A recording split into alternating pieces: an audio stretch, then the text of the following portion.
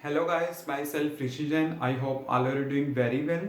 Now students, in continuity with the previous topic related with the kinematics, we have the next topic is centripetal acceleration. We have to study about the centripetal acceleration. Basically ये जो acceleration है वो relate करती है with the circular motion. Means क्या है, जब एक बॉडी एक सर्कल में रिवॉल्व कर रही होती है, सर्कुलर मोशन में ट्रैवल कर रही होती है, देन उस टाइम जो वो एक्सेलरेशन एक्वायर करती है उसे हम बोलते हैं centripetal acceleration. Means it is the acceleration acquired by the body during its motion in the circle. मतलब जब वो मोशन सर्कल में होता है, पर जो वो मोशन सर्कल में होता है ना, then it should be the uniform motion. मतलब क्या होता है कि वो सर्कल की फॉर्म में तो रिवॉल्व करे but with a constant speed करे. बट ऑलवेज रिमेंबर, जो सेंट्रीपिटल एक्सेलरेशन है, जैसे मैं कंसीडर कर रहा हूं और उसमें साथ के साथ ये भी कह रहा हूं कि पार्टिकल ने क्या करना है, सर्कल की फॉर्म में रिवॉल्व करना है with the constant velocity. Clear? मतलब उसका वेलोसिटी क्या रहना चाहिए, कांस्टेंट रहना चाहिए. बट आपके पास क्या होगा कि जब एक पार्टिकल सर्कल की फॉर्म में रिवॉल्व कर रहा होता है with a constant velocity, then this is a accelerated motion. एक साइड तो मैं ये भी कह रहा हूं कि वेलोसिटी कांस्टेंट है, मींस उसका मैग्नीट्यूड कांस्टेंट होगा, बट आपके पास क्या होगा, एक तरह से वो आपके पास क्या होगा, एक्सेलरेटेड मोशन होगा. वो कैसे होगा मैं आपको बताता हूं. जैसे मान लीजिए एक पार्टिकल है, वो सर्कल की फॉर्म में रिवॉल्व कर रहा है, ऐसे रिवॉल्व कर रहा है, तो होगा क्या, है तो सेम स्पीड के साथ, बट होगा क्या कि जैसे इसका जो डायरेक्शन है वो चेंज करेगा. जैसे कभी ऐसे होगा डायरेक्शन, कभी ऐसे होगा, कभी इस टाइप से होगा. तो आप देख सकते हो कि यहां पे सभी जगह जो वेलोसिटीज का वैल्यू है वो तो आपके पास क्या रहेगा, सेम ही रहेगा. मींस मैग्नीट्यूड तो आपके पास क्या है, सेम है. जस्ट डायरेक्शन क्या हो रही है, मेरे पास चेंज हो रही है. कभी डायरेक्शन आपके पास इस टाइप से, कभी डायरेक्शन इस टाइप से, कभी डायरेक्शन इस टाइप से, कभी डायरेक्शन इस टाइप से है. मींस आपके पास क्या चीज चेंज कर रही है, डायरेक्शन चेंज कर रही है कॉन्टिन्यूसली, बट इसका मैग्नीट्यूड तो क्या रहेगा, आपके पास सेम रहेगा. और डायरेक्शन चेंज करने की वजह से हम ये चीज कह देते हैं कि ये आपके पास क्या होगा, एक एक्सेलरेटेड मोशन होगा. तो समझ में आया कि मींस अगर एक पार्टिकल सर्कल की फॉर्म में रिवॉल्व करता है with a constant velocity, then we can say that it is an accelerated motion. और ऑलवेज रिमेंबर कि आपके पास जो सेंट्रीपिटल एक्सेलरेशन होती है उसका डायरेक्शन क्या होगा, always toward the centre of the circle. Means हमेशा वो क्या करेगी, सर्कल के सेंटर के टुवर्ड एक्ट करेगी. मींस सेंट्रीपिटल एक्सेलरेशन का डायरेक्शन हमेशा क्या होगा, सर्कल के सेंटर के टुवर्ड्स होगा. क्लियर? अब जो हमने करना है इसका डेरिवेशन करना है. अब डेरिवेशन मतलब क्या है कि जो सेंट्रीपिटल एक्सेलरेशन है उसका डेरिवेशन मींस उसका एक्सप्रेशन किस टाइप से आएगा, वो हमने क्या करना है, यहां पे ड्राइव करना है. वो देखिए हम किस टाइप से करेंगे. यहां पे मैं मान लेता हूं एक पार्टिकल है, वो सर्कल की फॉर्म में रिवॉल्व कर रहा है. ये मैंने बनाया सर्कल इस टाइप से. क्लियर? ये एक्स एक्सिस होगी and this one is a Y axis. Clear? And let it be this is origin. मैं कहता हूं पहले पार्टिकल यहां पे था, let it be at the point P. P पे वो प्रेजेंट था. ठीक है? फिर वो यहां से यहां आ गया, मींस वो एक पर्टिकुलर पॉइंट यहां पे आ गया, late it B Q point पे वो आ गया. और जब वो यहां से यहां पार्टिकल का मोशन हो रहा है, मींस आपके पास इस टाइप से हो रहा है, लाइक दिस. ये मैंने कंसीडर किया कि पार्टिकल इस टाइप से क्या कर रहा है, रिवॉल्व कर रहा है. अब देखिए ये जो इसके साथ उस टाइम एंगल फॉर्म करता है, लेट इट बी थीटा. और आपको पता है थीटा इक्वल टू क्या होता है, ओमेगा टी होता ही है. तो मैंने इसको लिख लिया ओमेगा टी. क्लियर? और आपको पता है ये इसका क्या फॉर्म करेगा, रेडियस. तो बेसिकली ये जो मेरे पास डिस्टेंस होगा यहां से यहां तक का, वो क्या फॉर्म करेगा, इसका रेडियस फॉर्म करेगा. अब देखिए मैं यहां से इस पॉइंट पे परपेंडिकुलर ड्रॉ कर रहा हूं और ऐसे ही मैं यहां पे परपेंडिकुलर ड्रॉ कर रहा हूं. क्लियर? तो ये वाला डिस्टेंस होगा एक्स एक्सिस के लॉन्ग, इसे मैंने लिया एक्स. और ये मेरे पास होगा वाई एक्सिस के लॉन्ग, इसे मैंने लिया है वाई. क्लियर? इस टाइप से आपने लेना है. अब आपने क्या करना है, r का वैल्यू फाइंड आउट करना है in the terms of the x and y, means in the terms of the theta and the r, polar coordinate. एक तो होते हैं आपके पास कार्टेशियन कोऑर्डिनेट. कार्टेशियन कोऑर्डिनेट का मतलब होता है in the terms of the x and y. और एक आपके पास होता है पोलर कोऑर्डिनेट. पोलर कोऑर्डिनेट का मतलब होता है in the terms of the r and theta, जो कोऑर्डिनेट होंगे. क्लियर? अब देखिए ये तो हमें पता ही है कि आर वेक्टर का जो वैल्यू होता है वो होता है एक्स आई कैप वाई जे कैप। इसका मतलब क्या होता है, x is the value of r along x axis, y is the value of r along y axis. अब देखिए मैंने इस ट्रायंगल से क्या करना है, x और y का वैल्यू पता करना है कि क्या है। तो देखिए x बाय r, अगर मैं इस ट्रायंगल में देखता हूं, in the triangle O Q let it be m, और इस पॉइंट को मैं ले लेता हूं n।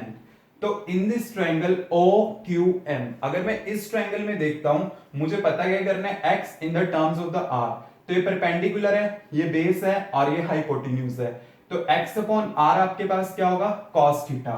तो मैंने लिखा है इसे cos थीटा, थीटा का वैल्यू क्या है, ओमेगा टी, मैंने डायरेक्ट पुट कर दिया। तो यहां से x क्या आ गया, r cos omega T. Clear.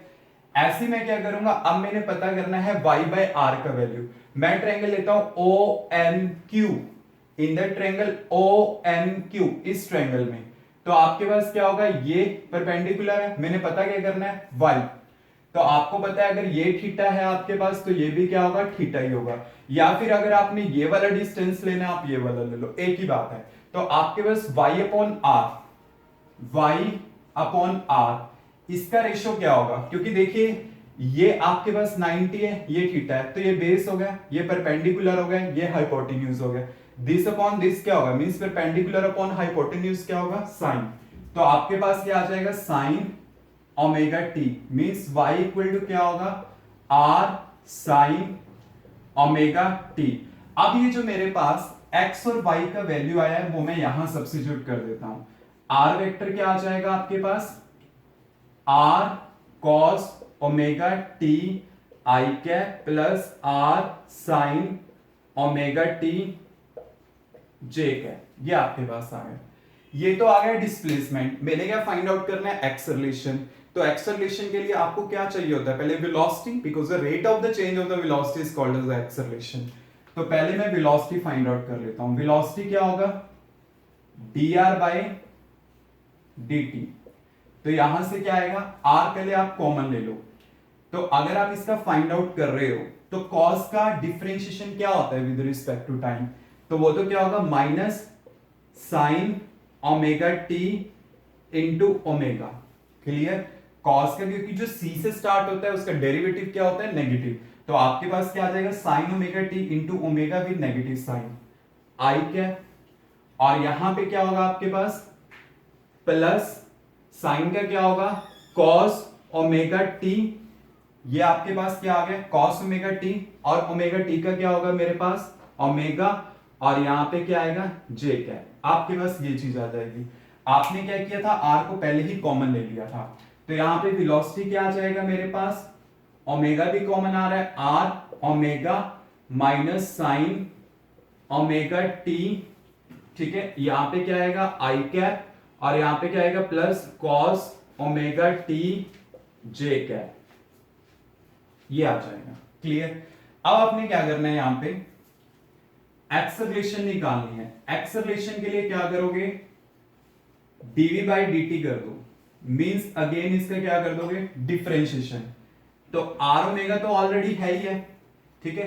तो आपने क्या करना है, साइन का जब करोगे तो क्या आएगा, cos omega t into omega आई कैप, और यहां पे क्या आएगा, cos का क्या होता है, माइनस। तो आपके क्या गया, minus sine omega t omega into j cap, ये आपके पास आ जाएगा। अब आपने क्या करना है, ओमेगा फिर मेरे पास कॉमन आ गया और माइनस भी, तो मैं कॉमन ले लूंगा। तो एक्सेलरेशन क्या आ जाएगा, माइनस आर ओमेगा स्क्वायर, एक और ओमेगा कॉमन ले लिया, तो आपके पास क्या आ गया, cos omega T I cap plus, और ये क्या होगा, sign omega T J cap. Clear. अब देखिए मैं इसको किस टाइप से लिखता हूं, एक्सेलरेशन इक्वल टू, यहां पे मैंने क्या किया, माइनस ओमेगा स्क्वायर, और इस आर को मैंने अंदर शिफ्ट कर दिया, R cos omega T I cap plus R sine omega T J cap, इस टाइप से लिख दिया। अब ये जो आपके पास है r cos omega T I cap plus r sin omega T J cap, ये जो टोटल है, ये टोटल आपके पास क्या है, r है ये ऑलरेडी, तो इसको मैं क्या पुट कर देता हूं, r वेक्टर पुट कर सकता हूं। तो आपके पास क्या आ जाएगा, a vector equal to minus omega square r vector. Clear. अब देखिए आगे कैसे करना है।